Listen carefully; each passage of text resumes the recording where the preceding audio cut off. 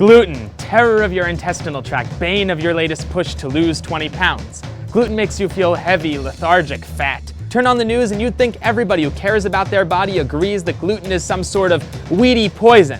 And scientists think gluten is fine. Look, you can eat whatever you want, just know this. There's gluten in everything that tastes delicious. Pizza, bagels, pizza bagels.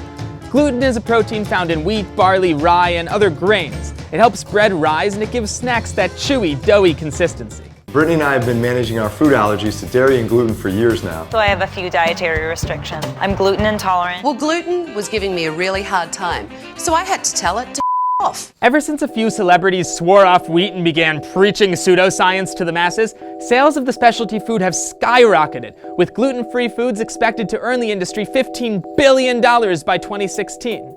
Now, for the thousands of people out there with celiac disease, gluten can be pretty dangerous. Even the gluten in a single crouton can trigger a reaction that damages the intestine. Complications may include osteoporosis, infertility, nerve damage, and seizures.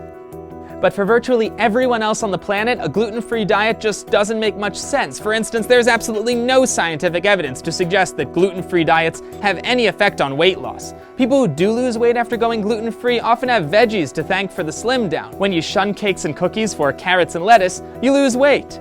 But as anyone with celiac disease can tell you, it is not easy to go gluten-free without destroying your body in the process. Breads and cereals are a major source of vitamin B, and whole wheat is a vital source of dietary fiber. There is no science that shows that cutting back on gluten is good for you, but there is a whole lot of science showing that swearing off wheat is bad for you.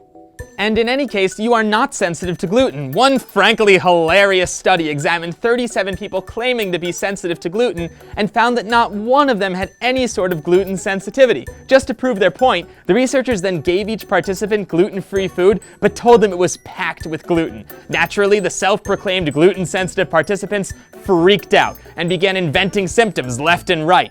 Scientists call that a nocebo effect. Nocebo, placebo's evil twin, is a fake treatment that makes you feel worse, not better.